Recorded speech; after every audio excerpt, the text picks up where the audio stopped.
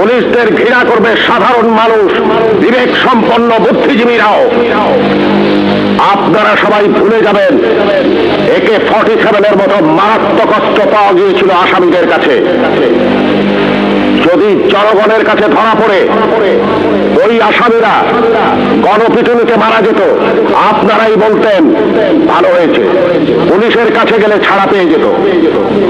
একটা কথা মনে রাখবেন, পুলিশ কখনো আসামি ছাড়ে না। আসামি ছাড়ার অধিকার শুধুমাত্র বিচার বিভাগের। বলুন তো, AK-47 মতো রাইফেল কেন এদেশে আসবে, যা শুধু যুদ্ধক্ষেত্রে ব্যবহৃত হবে? কেন AK-47 বাংলাদেশে আসছে? কিসের আলামত?